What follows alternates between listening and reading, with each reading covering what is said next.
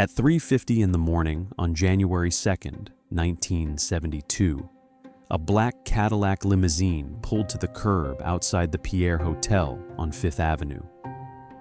Inside were 8 men in tuxedos. 41 stories above them, some of the wealthiest people on Earth slept behind locked doors, their diamonds and bearer bonds tucked into safety deposit boxes, protected by a single unlocked door and 2 security guards. 2.5 hours later, those 8 men walked back out, carrying what would amount to $450 million in today's currency. Not a single shot was fired. Not a single guest woke up. And within a decade, 3 of the 8 men would be dead, murdered not by police or rivals, but by each other.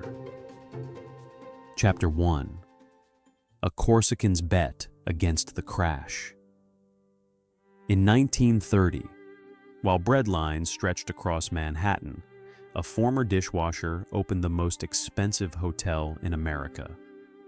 His name was Charles Pierre Casalasco. He was born on the island of Corsica in 1881, the son of farmers who had never seen a building taller than a church steeple. He arrived in New York at 19 with no English, no contacts, and no money. He washed dishes at Louis Sherry's restaurant on Fifth Avenue for pennies a day. He slept in a basement room he shared with 3 other men. The ceiling leaked when it rained.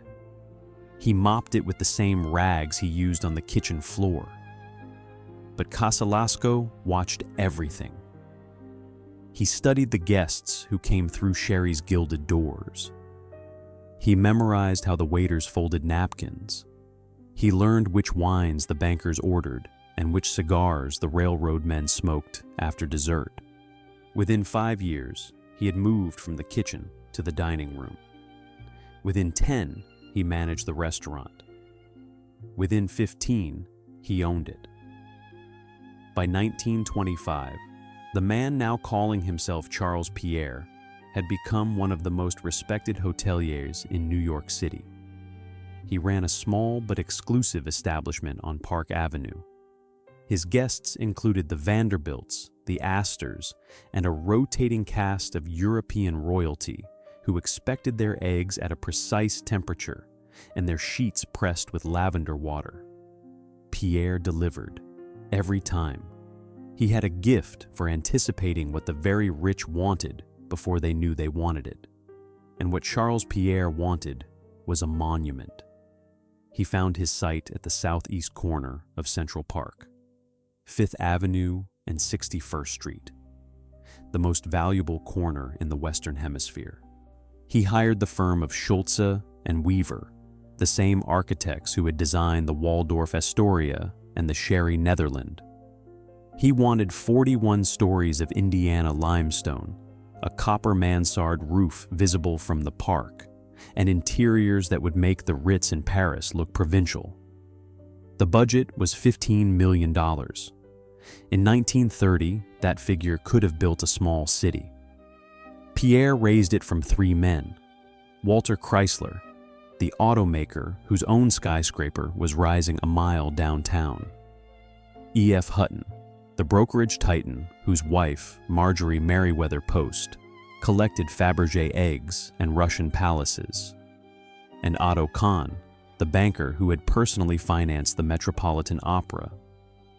These were not investors looking for returns. They were men who collected prestige the way other men collected stamps. The Pierre was a trophy, a declaration that American luxury had surpassed Europe's. The timing was catastrophic. The stock market had crashed in October of 1929. By the time the Pierre opened its doors on October 1st, 1930, the Dow Jones had lost 89% of its value. Unemployment was climbing toward 25%. Apple sellers stood on corners within sight of Pierre's lobby. Bread lines stretched down Madison Avenue, 4 blocks east. Charles Pierre had bet everything on the appetite of the ultra-rich during the worst economic collapse in modern history. The hotel opened with 200 rooms, a rooftop ballroom, and a staff of 600 trained to European standards. The lobby featured hand-painted murals by Edward Melkarth depicting classical figures in Roman gardens. The elevators were paneled in walnut. The silverware was sterling, and the guests did not come, not in the numbers Pierre needed. The Depression strangled the hotel's revenue. Room rates that should have commanded $50 a night were cut to $15. The rooftop ballroom sat empty on weeknights. Staff were let go in waves. By 1932, the Pierre was hemorrhaging money. Charles Pierre watched his monument fail in slow motion. He had spent his life climbing from a Corsican farmhouse to the most exclusive address in New York. He had built a palace designed to outlast him. Instead, it was destroying him. The hotel filed for receivership in 1932, just 2 years after opening. Pierre lost control of the building. He lost his investment. He lost the name on the door, though the new owners kept it because it carried more prestige than their own. He would die in 1934, broken and nearly bankrupt. He was 53 years old. The hotel he built would stand for another century. It would house presidents, movie stars, and foreign heads of state. It would also house, in its basement vault, hundreds of millions of dollars in portable wealth, protected by almost nothing at all. But before the Pierre could become the most famous crime scene in hotel history, it needed a new owner. A man even richer than the three who had built it. A man who understood that a palace purchased at a discount was the best investment in the world. Chapter 2. The Billionaire Who Bought a Palace for Pennies. J. Paul Getty paid $2.5 million for a building that cost $15 million to construct, and he called it his only above-ground asset. Getty was already one of the richest men alive when he acquired the Pierre in 1938. He had made his fortune in Oklahoma oil fields during the 1920s, buying leases that other men considered worthless, sinking wells where geologists said there was nothing, and finding crude petroleum every time. By the mid-30s, his net worth exceeded $100 million. He lived in hotel suites across 3 continents and famously installed a payphone in his English mansion so guests would stop running up his telephone bill. The Pierre was a depression bargain. The hotel had stumbled through 6 years of receivership, barely meeting its operating costs. Getty bought the building, the name, and the furnishings for roughly 17 cents on the dollar. It was the deal of the century, even for a man who spent his life making deals. Getty immediately saw what Charles Pierre had missed. The hotel's value was not in its rooms. It was in its address, 5th Avenue and 61st Street, overlooking Central Park.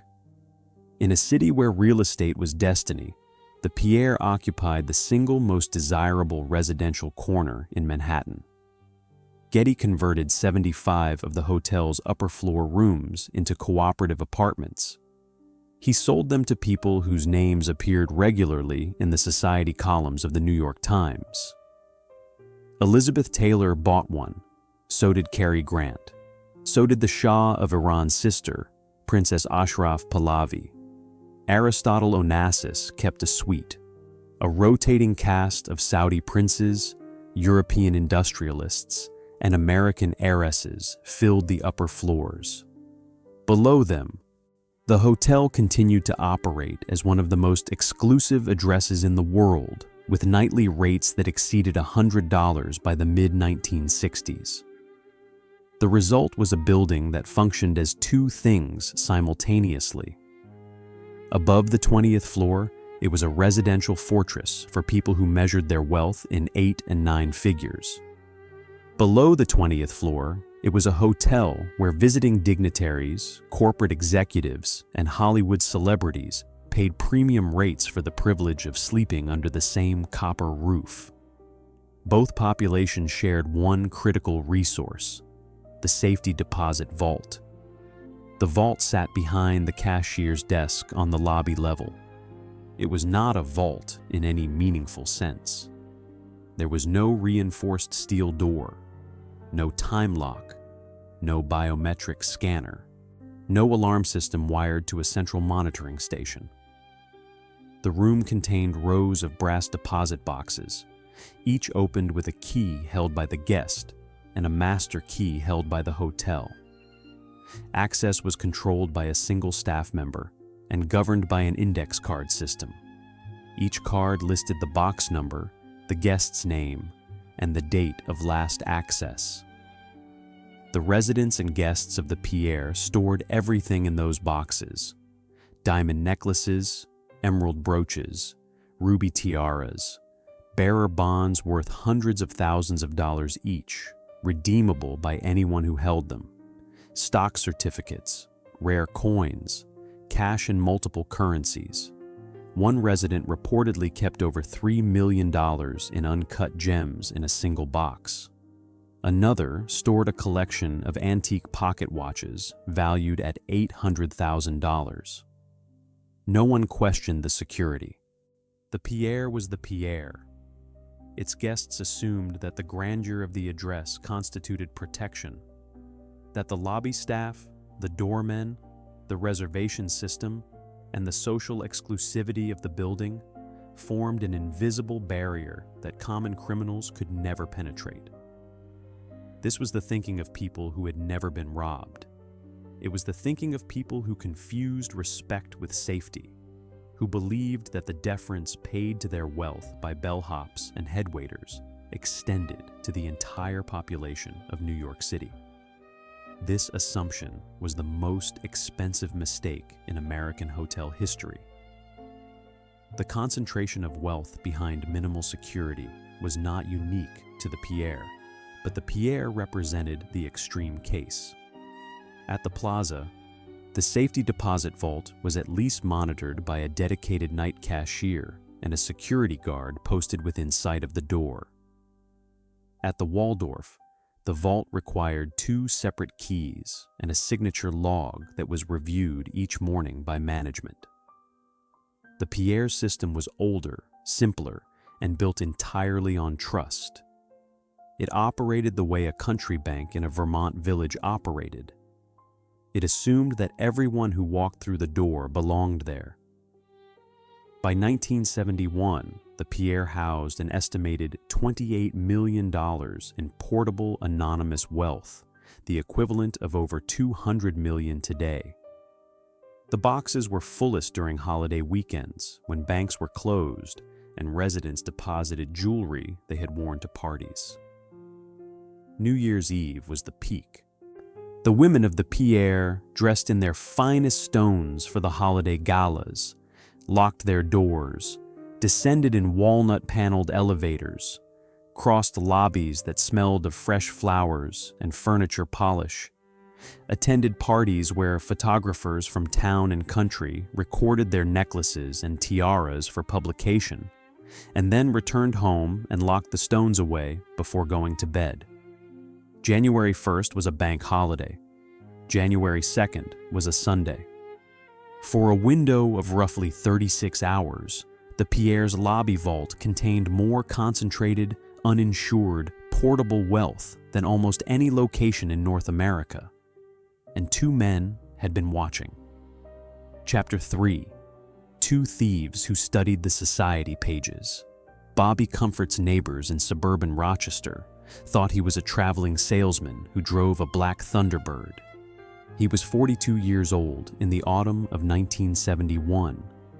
He had a wife, 2 children, a split-level house on a quiet street, and a reputation as a friendly, if somewhat private man who traveled frequently for work.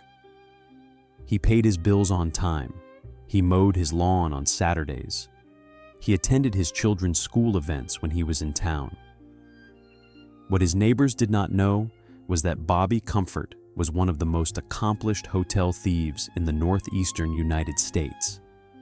His specialty was high-end hotel robberies, executed with a precision that bordered on surgical. He never carried a loaded weapon. He never struck a victim. He studied his targets for months, sometimes years, before making a move. Comfort had grown up in Rochester, New York, in a working-class Italian neighborhood where the local mafia boss was treated with the same respect as the parish priest.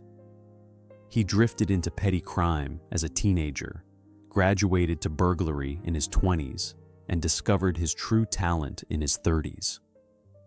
He could read a building the way an architect reads a blueprint.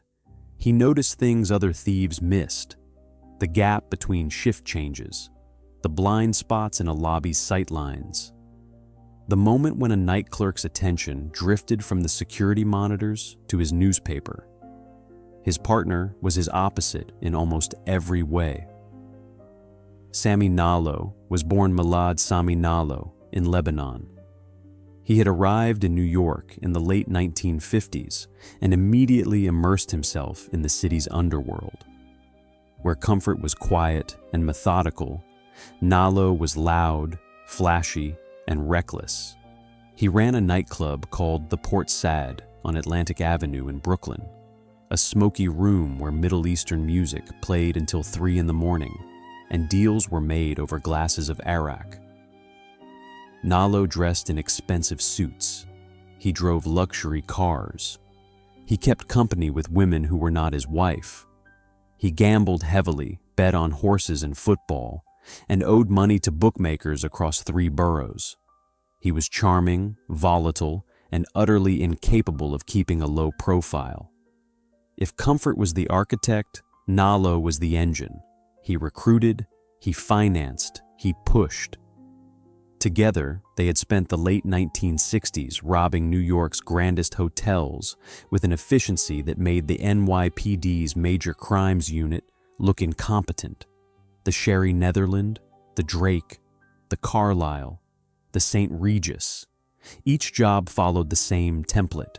Study the hotel for months, identify the weakness. Assemble a small crew. Strike during the overnight hours when the lobby was empty and the guests were asleep. Clean out the vault. Disappear. They operated in a city that was losing its grip. New York in the late 1960s was a metropolis in freefall. The homicide rate had doubled between 1960 and 1970. The police department was reeling from the Knapp Commission corruption investigation. Its detectives demoralized, and its resources stretched thin across 5 boroughs of escalating violence. Property crime was surging. Burglaries rose 40% in a single year. The grand hotels of Midtown Manhattan, monuments to an era of civic order, were islands of wealth in an ocean of chaos. And no one was guarding the islands. The police knew the hotel robberies were connected. They called the perpetrators the hotel bandits, but they had no names, no faces, and no evidence. The Major Crimes Unit assigned to the cases had a caseload of over 300 open investigations. Hotel theft ranked below homicide, narcotics, and organized crime racketeering on the priority list. Comfort and Nalo were ghosts operating in a city too overwhelmed to hunt them. By the fall of 1971, Nalo was pushing for a bigger score.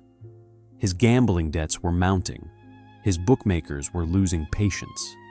He needed a single job that would clear every obligation and set him up for life. He told Comfort he had found the target, the Pierre. Comfort resisted at first. The Pierre was not the Drake. It was not a midtown business hotel with a skeleton night crew and a vault full of corporate travelers' watches. It was the most prestigious residential hotel in New York City. Its guests were not passing through. They lived there. They knew the staff by name. The security, while minimal, was embedded in a social ecosystem that made strangers visible. But Nallo had done something clever. He had been reading the society pages, the New York Times, Women's Wear Daily, Town and Country. He had compiled a list of Pierre residents and the jewelry they wore to public events. He cross-referenced that list with the hotel's known box holders. He knew which names to look for on the index cards.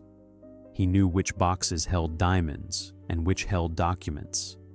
He had turned the society columns into a shopping list. Comfort studied the hotel himself. He walked the lobby. He timed the guards.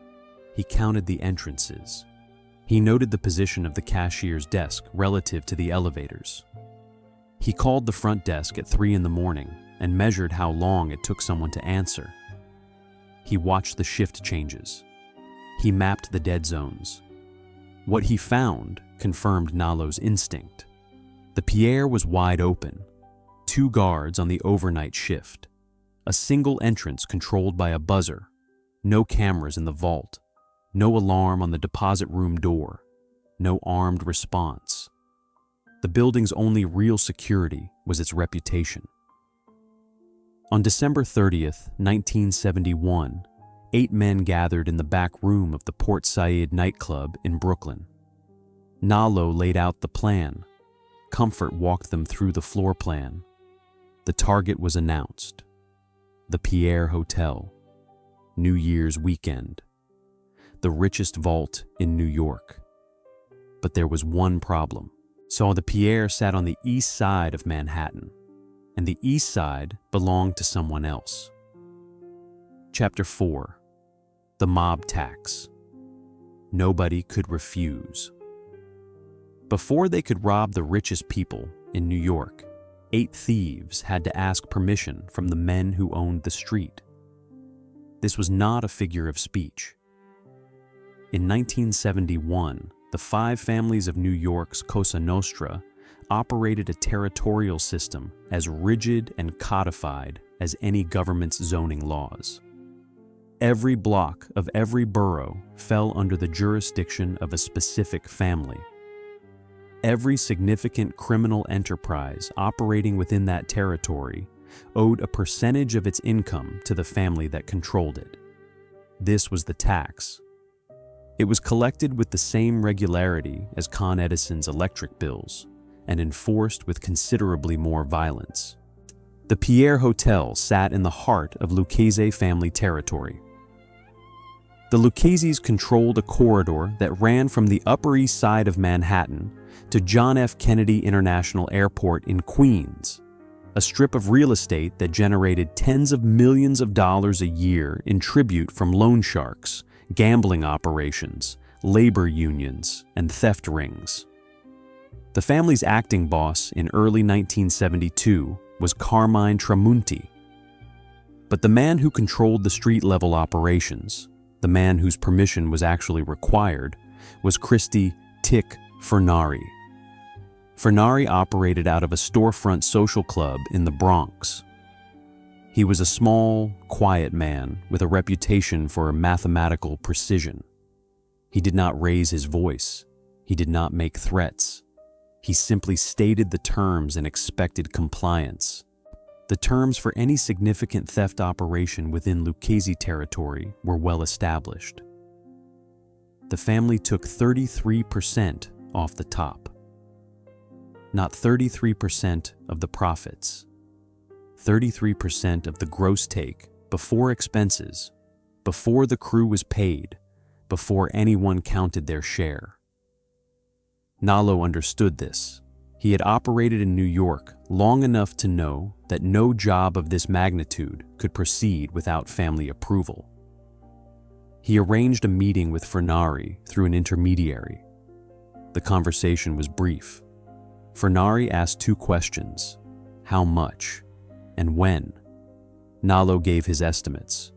Furnari stated his percentage. There was no negotiation. This arrangement reveals something fundamental about the criminal economy of early 1970s New York.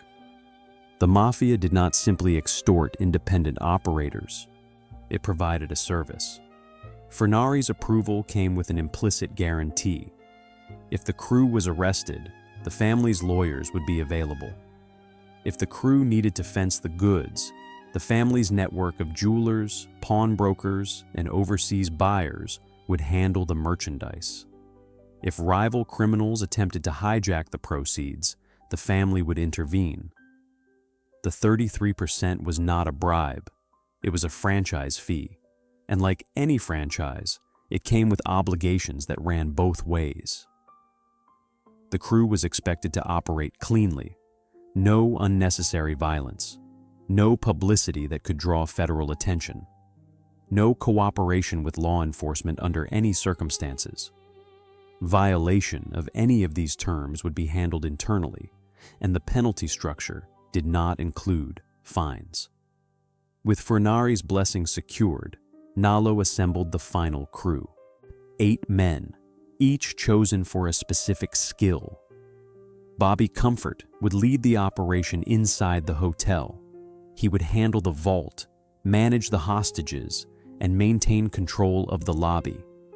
His temperament, calm, methodical, incapable of panic, made him the only possible choice for the role.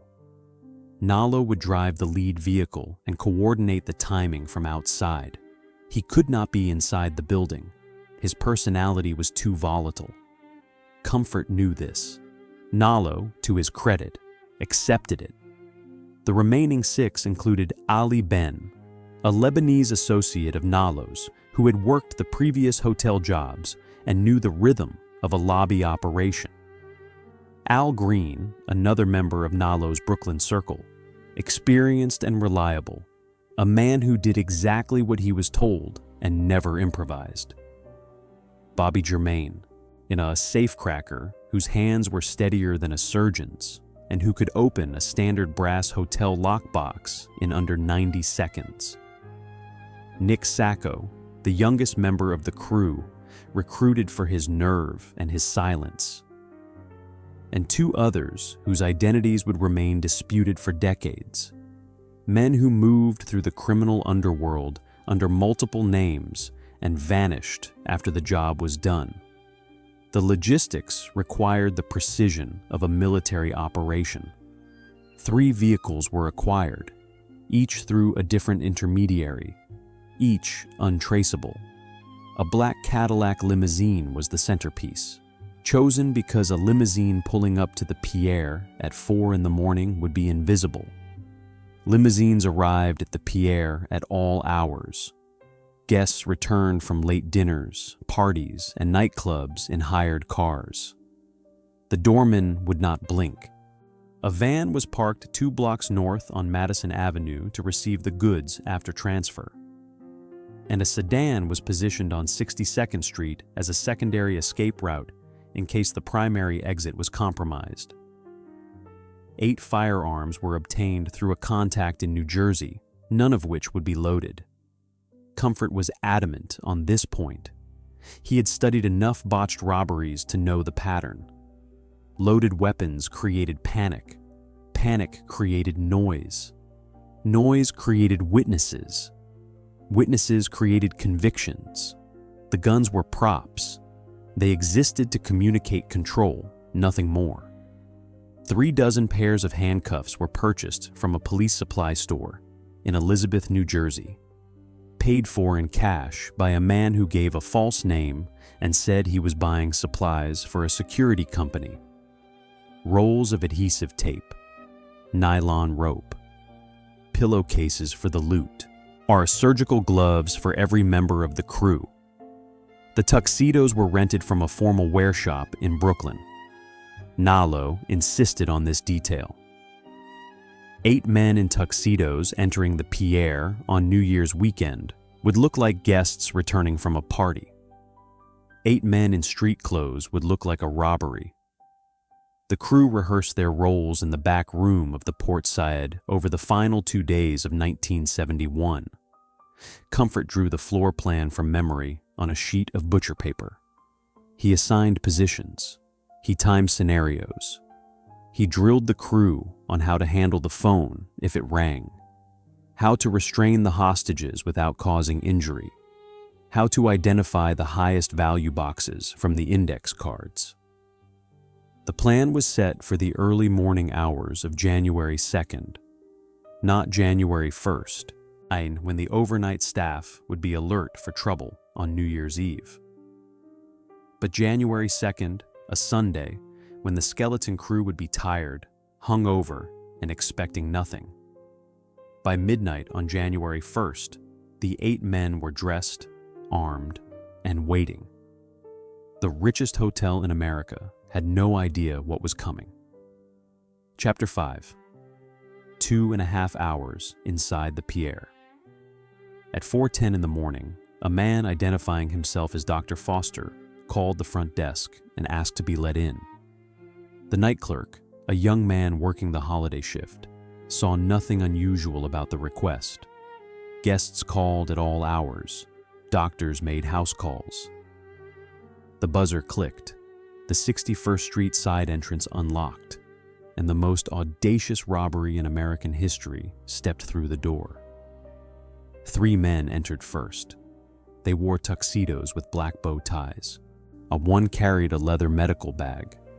They crossed the side lobby in 4 seconds and reached the front desk before the night clerk could stand. The clerk saw the guns and froze. He was told to remain calm. He was told that no one would be hurt. He was handcuffed to his chair with professional speed. Within 60 seconds, 2 more men entered through the same door. They moved to the security station near the elevator bank and subdued the 2 overnight guards. The guards were handcuffed, gagged with adhesive tape, and placed on the floor behind the front desk. Their radios were confiscated. Their keys were taken. The remaining 3 men entered at 4:15. The lobby was now under complete control. 8 men occupied the ground floor of the most exclusive hotel in New York, and not a single person above them knew. Comfort took command of the operation with the calm of a man directing a stage production. He stationed 2 men at the 61st Street entrance. He posted 1 man at the 5th Avenue door. He assigned 2 men to monitor the elevators, and he walked to the cashier's desk where the safety deposit room waited behind an unlocked door. The door opened with a simple turn of the handle. Inside, rows of brass boxes lined the walls from floor to ceiling. Each box had a number. Beside the door sat a wooden file cabinet containing the index cards. Comfort opened the cabinet and began reading the names. He did not need to check every card. He knew which names to look for. He had memorized the society pages. He knew which residents had attended the New Year's Eve gala at the Waldorf. He knew which women had worn diamonds that were written about in the columns. He knew which boxes belonged to people whose net worth exceeded $10 million. He began with those boxes. Bobby Germain, the safecracker, worked the locks with a set of custom tools. The boxes were not designed to resist a professional. They were designed to prevent casual access by hotel staff. Germain opened them at a rate of roughly 1 every 90 seconds. As each box opened, its contents were emptied into a pillowcase. Diamond necklaces, emerald brooches, loose stones wrapped in velvet, pearl strands, gold watches, bearer bonds, stock certificates, cash in rubber-banded bundles, foreign currency, rare coins in protective cases. One box contained a Harry Winston necklace valued at $750,000. Another held a collection of unmounted sapphires worth over $1 million. A third contained bearer bonds totaling $2 million, anonymous instruments that could be redeemed at any bank by whoever presented them. Box after box, the pillowcases grew heavier. A diamond tiara designed for a European countess. A set of Cartier emerald earrings purchased at auction the previous spring. Gold Krugerrands, stacked 20 high in a velvet sleeve. Stock certificates from companies whose names were printed in the financial pages every morning. Cash, always cash, in 50s and hundreds, and occasionally $1,000 bills that most bank tellers had never seen. The scope of what came out of those boxes told a story about the people who lived above. This was not savings. This was overflow. The contents of a single box could have purchased a house in most American cities. The contents of 10 boxes could have funded a small university. The Pierre's residence stored more portable wealth in that basement room than many towns produced in a year. While the vault was being emptied, the crew faced its first test. A guest called down from the 14th floor, complaining that his room was too cold and requesting an extra pillow. The phone rang at the front desk. Comfort answered it. "Front desk, good evening." He took the guest's room number. He dispatched one of the crew members to the linen closet on the second floor. The man retrieved a pillow, rode the elevator to 14, and delivered it to the guest's door with a polite nod. The guest thanked him and closed the door. He had just been served by a man who had a pistol tucked into his waistband and $3 million in stolen jewelry in the lobby below him. The phone rang again 20 minutes later. Another guest. Another pillow request. Comfort dispatched a different crew member. The delivery was made. The guest suspected nothing. Then came the heart attack. At approximately 5:15 in the morning, an elderly resident on the 32nd floor called the front desk in a panic. Her husband was experiencing chest pains. He could not breathe. He was sweating and clutching his left arm. She needed an ambulance. This was the moment that could have ended everything. A 911 call from the Pierre Hotel at 5 in the morning would bring paramedics, and paramedics would bring police. Comfort made a rapid calculation. Refusing to make the call would raise suspicion. If the man died, it would be a murder charge for every member of the crew. He picked up the phone and dialed 911. The ambulance arrived at 5:22. Two paramedics entered through the Fifth Avenue entrance. A crew member, still in his tuxedo, held the door for them and directed them to the elevator. They rode to 32. They stabilized the patient. They radioed for a transport unit. 3 uniformed police officers arrived at 5:30 as part of the standard emergency medical response. They entered the lobby of the Pierre Hotel. They walked past the front desk where a bound security guard lay on the floor 3 feet behind the counter. They walked past the elevators where a man in a tuxedo stood watching them with a gun concealed beneath his jacket. They rode the elevator to 32. They took the patient's information. They spoke with the wife. They rode back down to the lobby. They walked out the front door. They noticed nothing. The crew had hidden the bound hostages behind the front desk counter. The lobby lighting was dim, as it always was at that hour. The men in tuxedos looked like hotel staff. The officers were focused on the medical call. They had no reason to search the ground floor of the Pierre Hotel at 5:30 in the morning on a quiet Sunday. It was the most dangerous 5 minutes of the entire operation, and it passed without incident. By 6 o'clock, the vault was empty. The crew had opened over 100 boxes. The pillowcases were full. Comfort did a final count and gave the order to begin packing the vehicle. Before leaving, Comfort walked to the line of handcuffed hostages, 19 people in total, including the night clerk, the 2 security guards, and 16 employees and guests who had wandered into the lobby during the operation. He thanked them for their cooperation. He told them they would be released within the hour. And then he did something that would become part of the robbery's legend.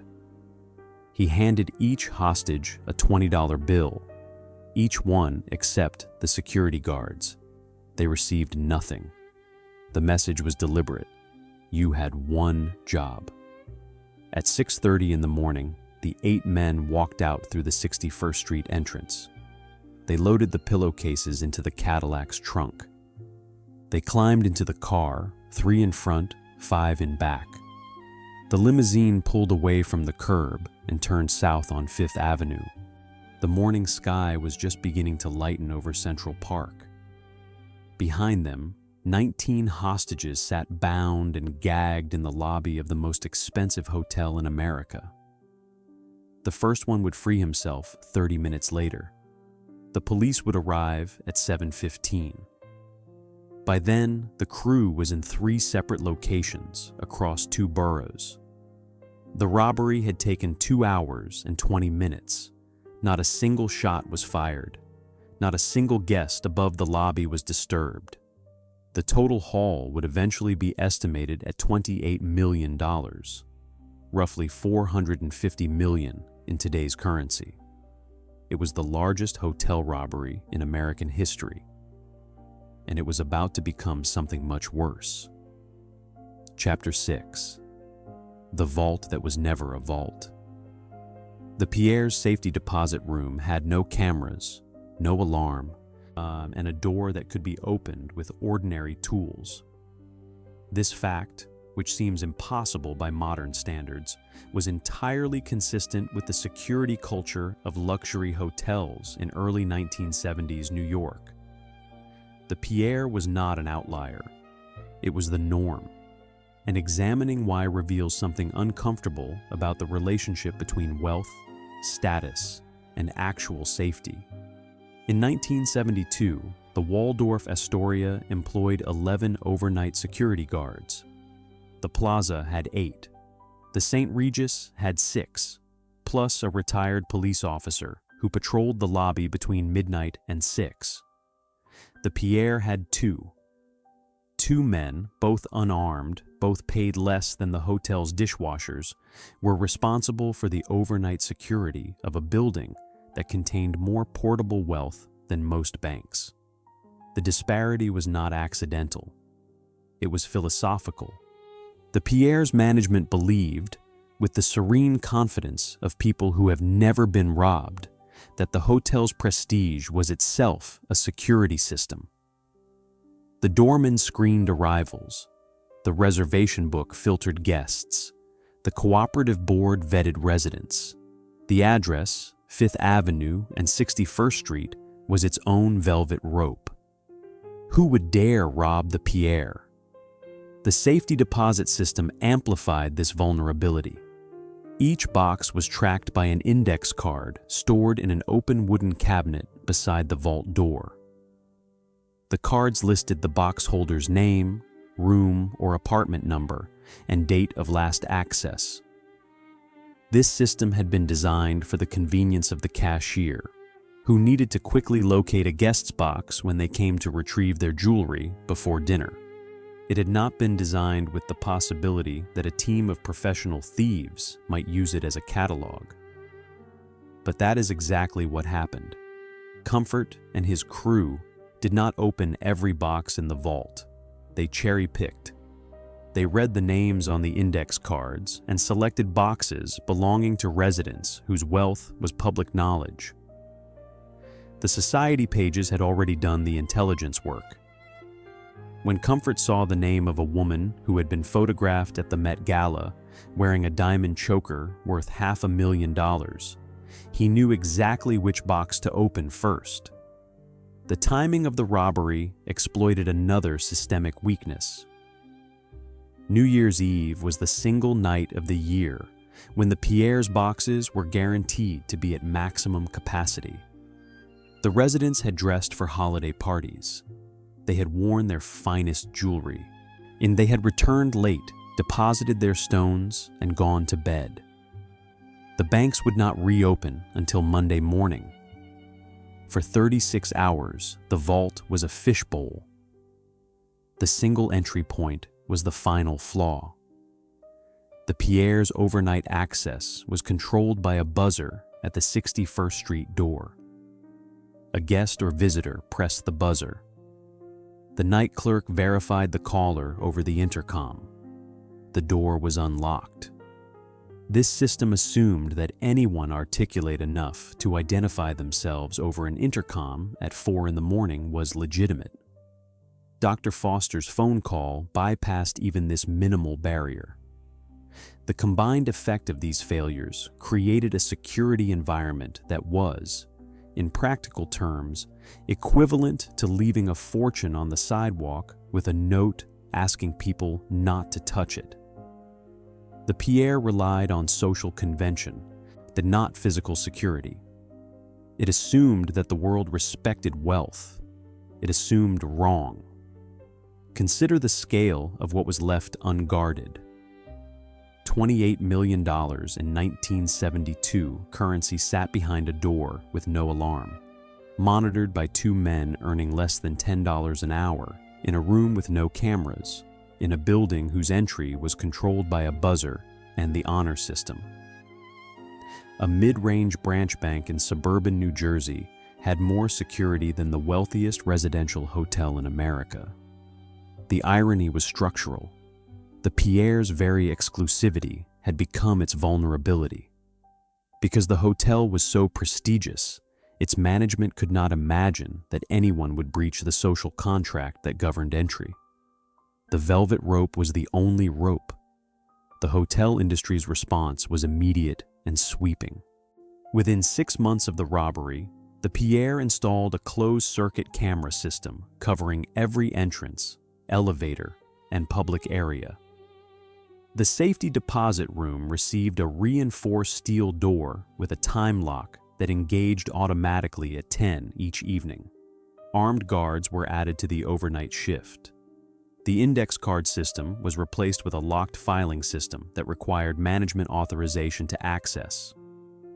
Across Manhattan, every major hotel followed suit. The Plaza tripled its security budget. The Waldorf installed electronic access controls on every floor. The Drake replaced its entire lock system. The New York City Hotel Association commissioned a comprehensive security review that ran to 400 pages and recommended changes that would cost the industry an estimated $40 million over 5 years. The private security industry in New York expanded 15-fold during the 1970s. Firms that had employed a few dozen guards in 1971 had hundreds on payroll by 1975. Much of this growth was driven directly by the Pierre robbery and the wave of copycat attempts that followed. The hotel's vulnerability had exposed a truth that the entire luxury economy preferred to ignore. Wealth attracts predators, and prestige is not a lock. But the costliest failure was not the hotels. It was the thieves. $28 million in stolen goods had been removed from the Pierre in pillowcases. The goods were untraceable, anonymous, and liquid. Bearer bonds could be cashed. Diamonds could be recut and resold. Gold could be melted. If the crew had divided the haul cleanly, paid the Lucchese family its 33%, and dispersed quietly to separate lives, the Pierre robbery would have been the perfect crime. Instead, it became a death sentence. Chapter 7: 33% and a death sentence. The robbery took 2.5 hours, but the war over who got paid lasted a decade. The trouble began within hours of the heist. The crew reconvened at a safe house in Queens to sort the loot. Pillowcases were emptied onto a dining room table. Diamonds glittered under fluorescent light. Bearer bonds were stacked in piles. Cash was counted in silence. The preliminary estimate was staggering. Even by the most conservative count, the haul exceeded $10 million, Some members would later claim the true figure was closer to 28 million. Then Christy Furnari's man arrived to collect 33% off the top, before expenses, before the crew's individual shares were calculated. Furnari expected roughly $4 to $9 million, depending on the final valuation. The demand was not a surprise. It had been agreed upon in advance. Every man in the room had known the terms when he signed on. Every man except, it seemed, Sammy Nalo. Nalo looked at the pile on the table and did the arithmetic. After Furnari's cut, the remaining amount would be split 8 ways. His share, after months of planning and financing, would be roughly $800,000 to $2 million. For a man who owed bookmakers across 3 boroughs, that figure was not enough. It would cover his debts with almost nothing left over, and he had risked his life and his freedom for what amounted to a break-even proposition. Nalo's response was reckless, defiant, and ultimately suicidal. He skimmed the take before Furnari's cut was calculated. He separated out the highest value items, the Harry Winston necklace, the best loose diamonds, the largest bearer bonds, and arranged to have them shipped to an associate in Detroit through a chain of intermediaries designed to obscure the origin. A second cache was reportedly moved to a safe house in upstate New York. A third, smaller collection was hidden in a location known only to Nalo himself. The remaining haul, already diminished by perhaps 30 to 40%, was presented to Furnari's representative as the complete take. The representative, a man experienced in assessing the value of stolen goods, looked at the pile and said nothing. He took the family's cut. He left. Furnari was not fooled. The Lucchese family had informants in every corner of the city's criminal ecosystem. Fences, pawnbrokers, jewelers, and middlemen all reported to family contacts as a condition of operating within the territory. Within days, word reached Furnari that Nalo had shorted the count. Specific items that witnesses had seen during the robbery were missing from the declared take. The Harry Winston necklace alone was worth $750,000. Its absence was not subtle. The confrontation that followed was quiet, controlled, and terrifying. Nalo was summoned to a meeting. He was told that the family was aware of the discrepancy. He was given an opportunity to make it right. He refused. He insisted the count was accurate. He walked out. This was a declaration of war against a government that did not recognize declarations of war. Furnari did not need to threaten. The threat was the system itself.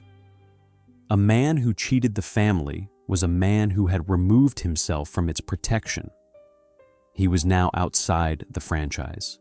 His debts, his enemies, his vulnerabilities, all of these were now uninsulated. Meanwhile, the crew scattered like shrapnel. Ali Ben took his share and fled to France. Al Green followed him to Europe. Another associate, whose identity remains disputed in the historical record, reportedly crossed the border into Mexico, carrying millions in bearer bonds, and was never reliably seen again.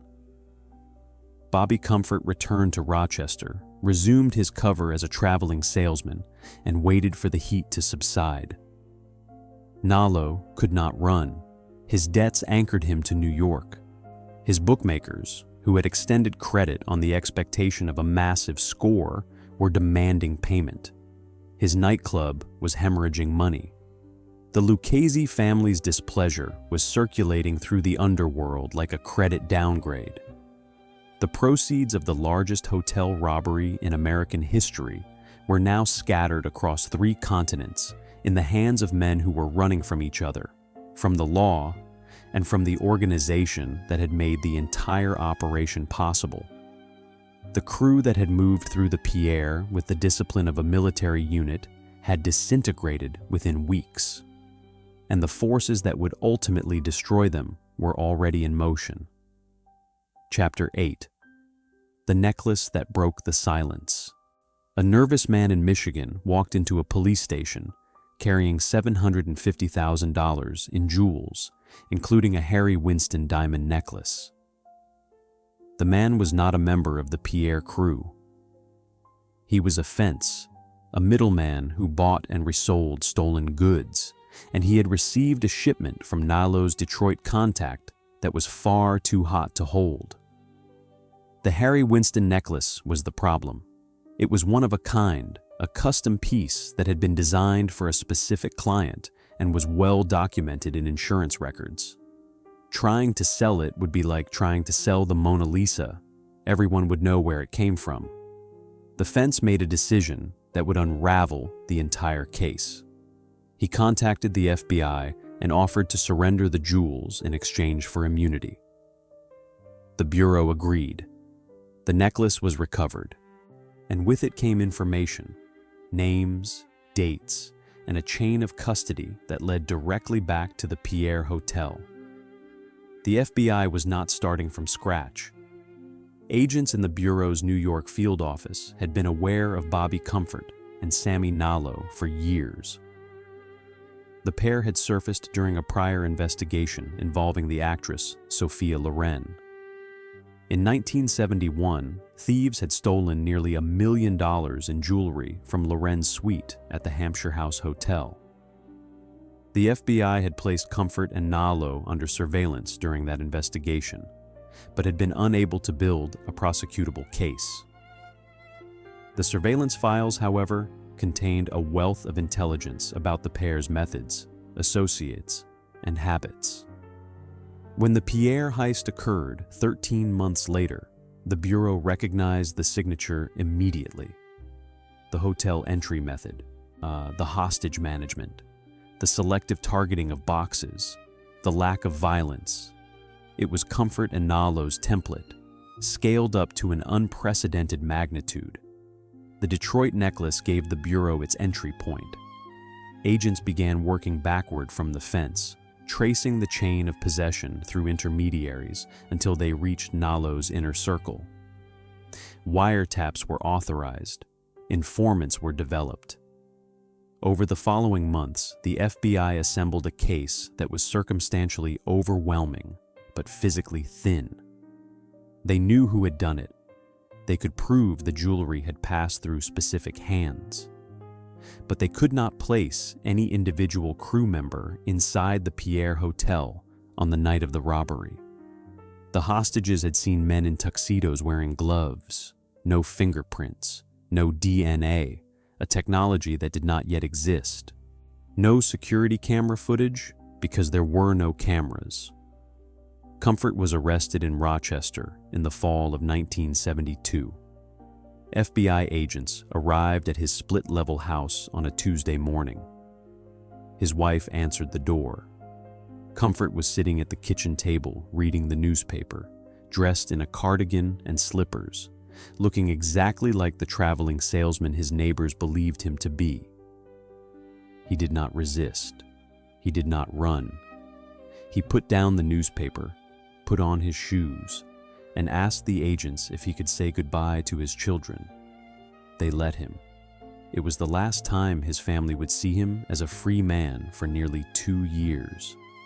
Nalo was picked up in New York shortly after, arrested outside the Port Said nightclub in a scene considerably less domestic. He cursed the agents. He demanded to see his lawyer. He proclaimed his innocence with the theatrical energy he brought to everything. Both were charged with armed robbery and related offenses. Both hired expensive attorneys. Both denied everything. The trial that followed was a catastrophe for the prosecution. The government's case relied heavily on the testimony of the Detroit fence, on telephone records linking the defendants to known associates, and on circumstantial connections between the defendants and the recovered jewelry. The defense attorneys attacked all of it with surgical precision. The fence was an admitted criminal seeking immunity. a man whose word was worth precisely the value of what he received in exchange for it. The telephone records proved contact, not conspiracy. The circumstantial evidence proved awareness of stolen goods, not participation in the robbery itself. No fingerprints, no eyewitness identification, no physical evidence placing either man inside the Pierre Hotel. Both men eventually pleaded guilty to reduced charges. Comfort received a sentence of 4 years. He served 19 months. Nalo received a similar term and served roughly the same. For a $28 million robbery, the price of justice was less than 2 years behind bars per defendant. But the case carried a darker rumor.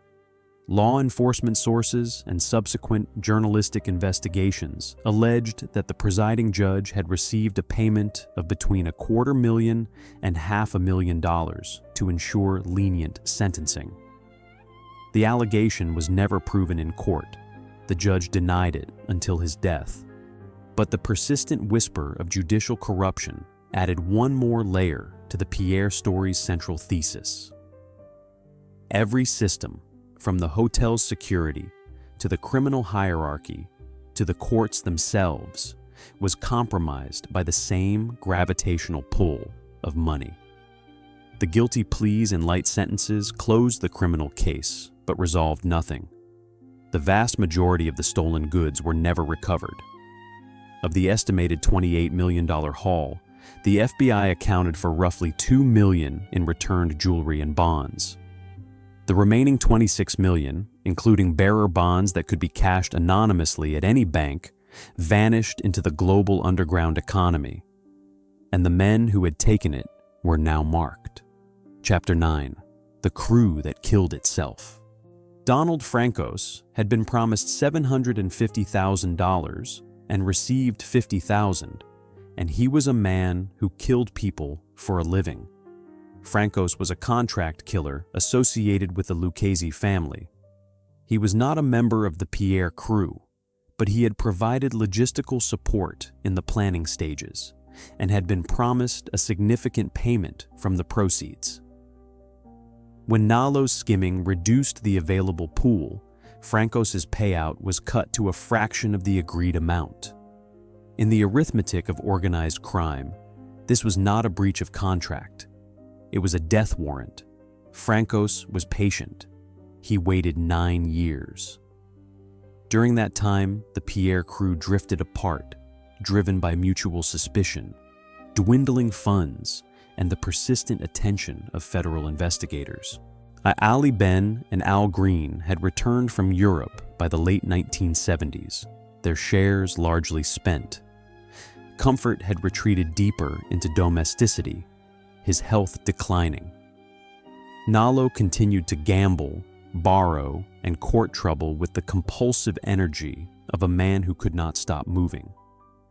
In 1981, Francos made his move.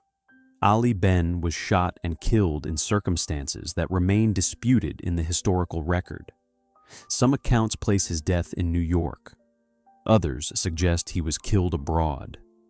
The details vary, but the outcome does not. Al Green was murdered shortly after, his body found in a location that sent an unmistakable message about the price of shortchanging the wrong people. The killings were efficient, professional, and designed to communicate rather than merely punish, as both murders were attributed by law enforcement to figures connected to the Lucchese family. Though no one was ever convicted, no one was ever seriously investigated. The NYPD homicide detectives who caught the cases understood the context. These were internal settlements. The evidence would not cooperate. The killings served a dual purpose. They punished the specific individuals who had benefited from Nalo's deception. And they sent a message to everyone else in the New York underworld. The family's accounts were never closed. A debt from 1972 could be collected in 1981. Time did not create forgiveness. It created interest. Bobby Comfort escaped the violence, but not the consequences. He had returned to Rochester after his release from prison and attempted to resume his former life. But the cover was blown. His photograph had appeared in the New York tabloids during the trial. His neighbors now knew that the friendly salesman with the black Thunderbird was a convicted felon who had robbed one of the most famous hotels in the world. Some were fascinated, most were repelled. His marriage, already strained by the arrest and imprisonment, fractured under the weight of public exposure and financial ruin. His health deteriorated. The legal fees had consumed most of what he had managed to retain from the Pierre Haul. He was diagnosed with cancer in the early 1980s, a bitter irony for a man who had always taken meticulous care of his physical health. Comfort died in 1986. He was 57 years old. His wife later told an interviewer that he left almost nothing behind, that the millions he had stolen from the Pierre had been consumed by legal fees, the Lucchese family's cut, the gambling debts that preceded the robbery, and the slow erosion of a life lived in hiding. The meticulous planner, the man who had answered the Pierre's phone with the composure of a concierge, died in a hospital bed in upstate New York with less money than a retired schoolteacher. The traveling salesman had traveled his last mile. Nalo's end was more violent and more emblematic of the world he had chosen to inhabit. On November 11th, 1988, Sammy Nalo walked into a travel agency in Astoria, Queens. He was there to pick up airline tickets. He had booked a flight, the destination reportedly somewhere in the Middle East.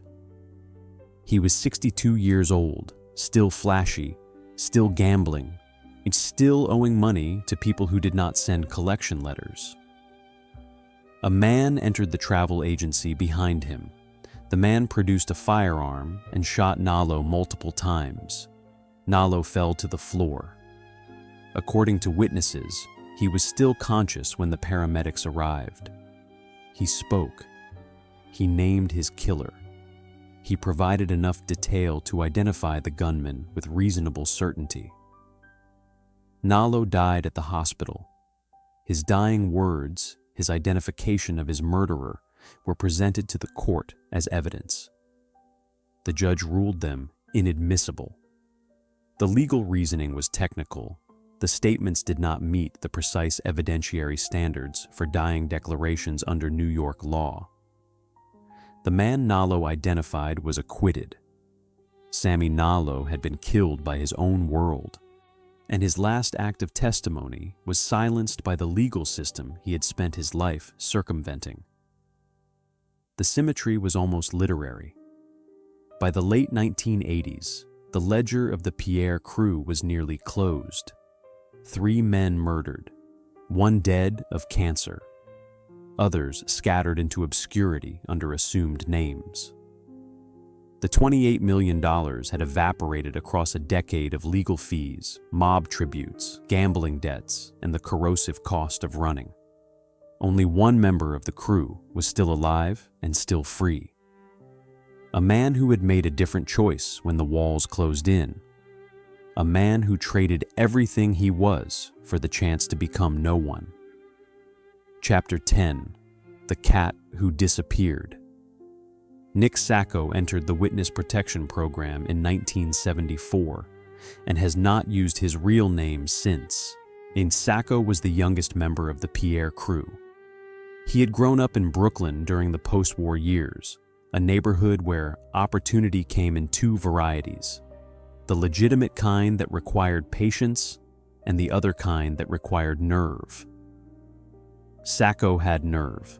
By the age of 8, he was stealing copper wire from construction sites and selling it to scrap dealers for pocket money. By 14, he was running errands for local bookmakers.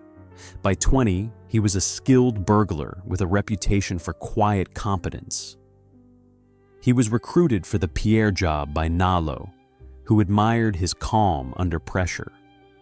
Sacco performed his role during the robbery with the steady professionalism that would later save his life. He did not grandstand. He did not argue about the take. He did not skim, cheat, or draw attention. See, when the FBI investigation intensified after the Detroit necklace recovery, Sacco saw the trajectory before anyone else. He understood the mathematics. Nallo had cheated the Lucchese family. The family would extract its price. The crew members who remained visible would become targets. The only variable was timing. Sacco made his calculation. He contacted the FBI. He offered cooperation. In exchange, he received admission to the Witness Protection Program, a federal initiative that provided new identities, relocation, and subsistence support to witnesses whose testimony was deemed valuable enough to justify the expense. He vanished. The details of Sacco's life after 1974 are deliberately obscure, protected by federal law and his own survival instinct. He was given a new name, a new social security number, and a new address in a city far from New York. He was told to sever all contact with his former life. No phone calls to Brooklyn, no letters to old friends, no visits to family members who still used the surname he had abandoned. The Witness Protection Program's effectiveness depended on total erasure. One phone call, one recognized face, one moment of nostalgia could end everything. Sacco complied. He had seen what happened to men who stayed visible. Ali Ben, dead. Al Green, dead. Comfort, dying. Nallo, still walking but already marked. The arithmetic was simple. Visibility equaled death. Anonymity equaled survival. He did not attend trials. His cooperation was handled through intermediaries. His testimony, to the extent it was used, was channeled through federal prosecutors who shielded his location with the same jealousy that the Pierre's residents had once applied to their social registers. The irony was precise. Sacco was now protected by the same kind of exclusivity that his victims had once relied upon. The difference being that the federal government's barriers were made of steel and procedure rather than velvet and convention. Decades later, Sacco made contact with a writer named Danielle Simone. The communication was conducted entirely by telephone and post office box. The two men never met face to face. Over a period of years, Sacco provided Simone with his account of the Pierre robbery, the planning, the execution, and the aftermath. The information was detailed, specific, and largely consistent with the known historical record. It formed the basis of a book that would bring the Pierre heist back into public attention. Sacco's story is the Pierre robbery's strangest epilogue. A man who stole an estimated $2 million from the wealthiest people in New York, and whose greatest achievement, in the end, was simply staying alive. He traded his name, his history, his family connections, and every relationship he had ever built for the privilege of anonymity. He became no one in order to remain someone. The cat burglar who disappeared proved the Pierre's final lesson. In a world where every hierarchy, legitimate and criminal, eventually consumed its members, the only winning move was to leave the game entirely. Chapter 11. The Palace That Outlasted Everyone. Every man who robbed the Pierre Hotel is now dead or erased. But the hotel still stands at 2 East 61st Street, facing Central Park. The building has survived everything the 20th century could throw at it.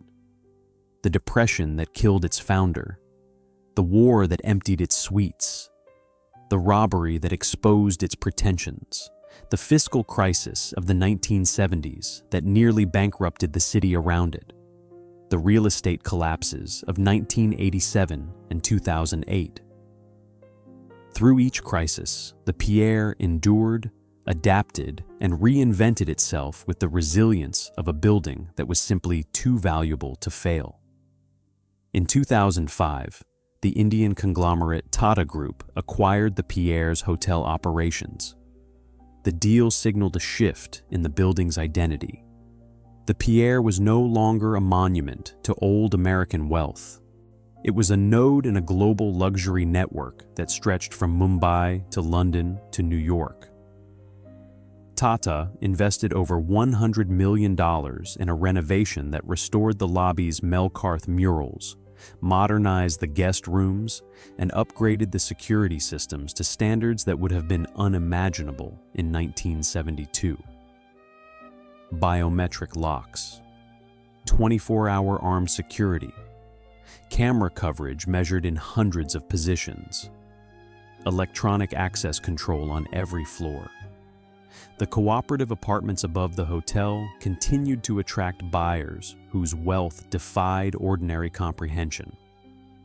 A penthouse duplex on the upper floors listed for $125 million.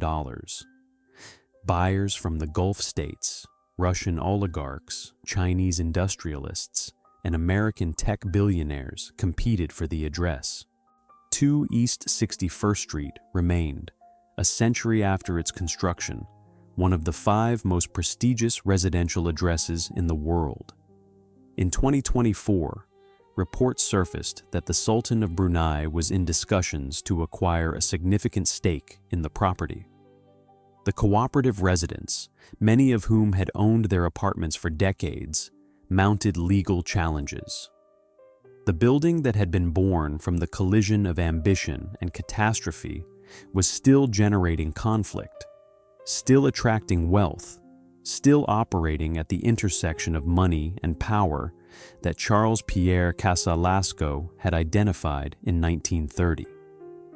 The Pierre's physical transformation tells a story that the human narratives cannot. Buildings do not betray each other. They do not skim the take or flee to Europe or die in travel agencies in Queens. They stand. They absorb the ambitions and failures of the people who pass through them. They outlast everyone. The copper mansard roof that Charles Pierre designed to be visible from Central Park still catches the afternoon light. The limestone facade, cleaned and repointed during the Tata renovation, glows the same warm white it did in 1930. The lobby, with its restored murals and its crystal chandeliers, still receives guests who arrive in black cars and expect their eggs at a precise temperature. But the vault is gone. The brass boxes that held $450 million in portable wealth no longer exist. In their place is a modern security installation that bears no resemblance to the wooden cabinet and index card system that Bobby Comfort used as a shopping list on the morning of January 2nd, 1972. The building remembers nothing. The building forgets nothing. It simply continues. Chapter 12. The illusion that wealth could protect itself. The Pierre Hotel robbery remains officially unsolved, and the vast majority of the $450 million in stolen goods was never recovered. This fact is worth sitting with. 8 men committed the largest hotel theft in American history. They were identified, arrested, and prosecuted. 2 pleaded guilty to reduced charges. Both served fewer than 2 years. 3 were subsequently murdered. 1 died of cancer. The rest disappeared. The money vanished. The case was closed without resolution. The Pierre robbery is not a story about crime. It is a case study in the fragility of systems that depend on convention rather than structure. 2 parallel hierarchies: the social order of the ultra-wealthy and the organizational order of the mafia, operated by identical logic. Both demanded deference. Both enforced their rules through reputation rather than physical power. Both assumed that their members would respect the boundaries because the consequences of defiance were understood. And both were wrong. The Pierre's guests believed that their wealth insulated them from the world outside the lobby doors. They lived behind a barrier of prestige, social connections, and the assumption that the type of person who robbed hotels did not know how to use a buzzer. Their security was a social fiction maintained by consensus. When 8 men in tuxedos decided to ignore the consensus, the fiction evaporated in 2 hours and 20 minutes. The Lucchese family believed that its system of territorial control and tribute was self-enforcing. Christy Fernari demanded 33% because the system required it, and the system had always worked. When Sammy Nallo decided to ignore the system, the family responded with the only tool it had: violence. But the violence did not recover the money. It did not restore the principle. It simply destroyed the participants, one by one, over a decade of retribution that left everyone poorer and several people dead. The parallel is precise and disturbing. The hotel and the crime family were mirror images. Both were hierarchies built on the assumption that their members would follow the rules. Both collapsed when someone refused. The only difference was the medium of enforcement. The Pierre relied on doormen and reservation books. The Lucchese family relied on guns. Neither worked. The Pierre robbery's most lasting consequence was not the theft itself, but the revelation it represented. In the years that followed, New York's private security industry underwent an expansion that transformed the city's physical landscape. Lobby cameras became standard. Electronic key cards replaced brass keys. Armed guards appeared in residential buildings that had previously relied on a single doorman. The security consultancy industry, which barely existed in 1971, grew into a multi-billion-dollar sector by the end of the decade. The Lucchese family, meanwhile, applied the lessons of the Pierre to its next major operation.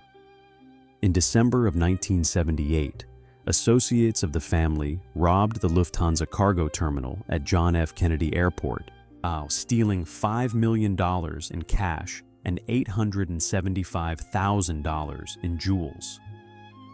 The territory was the same corridor that ran from the Upper East Side to JFK, the Lucchese family's Golden Mile. The method was the same: inside information from a cargo agent, precise timing during a shift change, and overwhelming force applied to a target whose security was built on assumptions rather than barriers. And the aftermath was identical. Within months of the Lufthansa heist, the crew members began dying, shot in cars, found in dumpsters, buried in basements. The Lucchese family, in partnership with the Gambino family, liquidated nearly every participant in the robbery to eliminate potential witnesses. The pattern that began at the Pierre repeated itself with industrial efficiency.